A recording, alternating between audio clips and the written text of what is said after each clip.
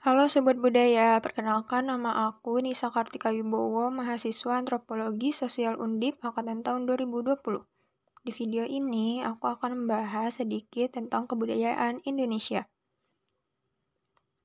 Indonesia merupakan salah satu negara yang memiliki ratusan atau bahkan ribuan macam bentuk kebudayaan, mulai dari seni pertunjukan, tarian, nyanyian, upacara adat, dan sebagainya.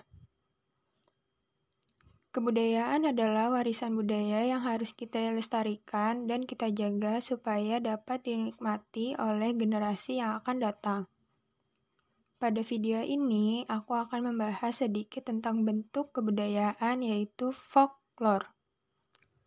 Apa itu folklore? Dalam buku Folklore Indonesia karangan James Danatja, folklore secara keseluruhan adalah kebudayaan suatu kolektif yang tersebar dan diwariskan turun-temurun di antara kolektif macam apa saja, secara tradisional dalam versi yang berbeda baik dalam bentuk lisan maupun contoh yang disertai dengan gerakan isyarat atau alat.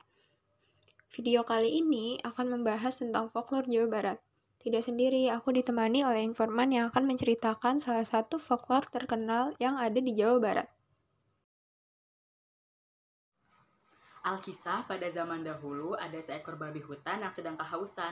Lalu babi itu pun meminum air di kubangan, yang mana air tersebut merupakan air seni dari seorang raja. Tapi babi tersebut tidak tahu bahwa yang diminumnya adalah air seni.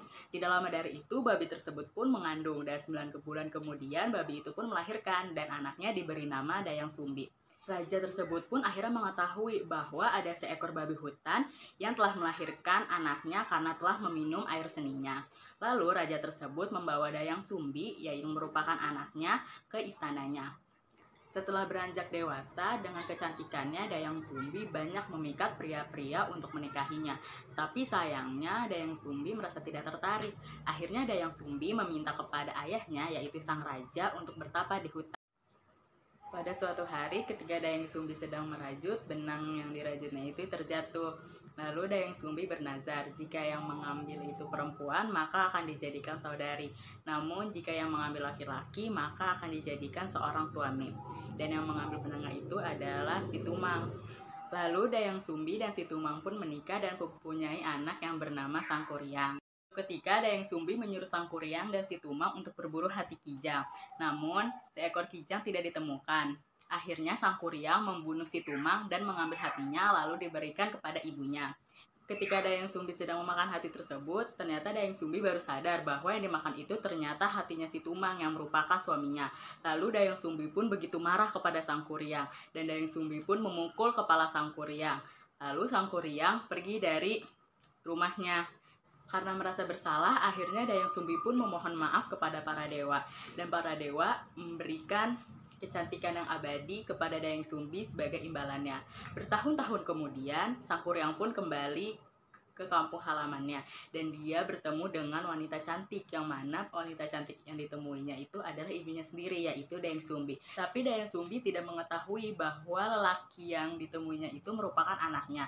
Sangkuriang pun tidak mengetahui bahwa wanita cantik yang ditemuinya itu adalah ibunya sendiri. Lalu mereka pun saling jatuh cinta. Kemudian Sangkuriang ingin menikahi Dayang Sumbi. Pada suatu ketika Dayang Sumbi sedang memakai ikat kepala kepada Sangkuriang, Dayang Sumbi melihat luka di kepala Sangkuriang, yang mana Dayang Sumbi baru sadar bahwa pria yang dicintainya itu merupakan anaknya sendiri. Lalu dengan segala cara Dayang Sumbi itu tidak ingin menikah dengan Sangkuriang. Lalu Dayang Sumbi memberi persyaratan kepada Sangkuriang agar dapat menikahinya, yaitu dengan membuat bendungan dari danau yang mana di dalamnya itu terdapat perahu. Karena persyaratannya yang dianggap susah, Dayang Sumbi mengira bahwa Sangkuriang tidak akan sanggup untuk melakukannya. Tetapi karena bantuan para jin, Sangkuriang pun hampir menyelesaikan pekerjaannya tersebut. Lalu, karena Dayang Sumbi masih tidak ingin menikahi anaknya sendiri, akhirnya Dayang Sumbi membangunkan ayam-ayam untuk berkokok. Lalu Sangkuriang pun marah karena Dayang Sumbi mengkhianatinya. Karena kemarahan tersebut, Sangkuriang akhirnya menendang perahu yang telah dibuatnya dan menjadi tangkuban perah.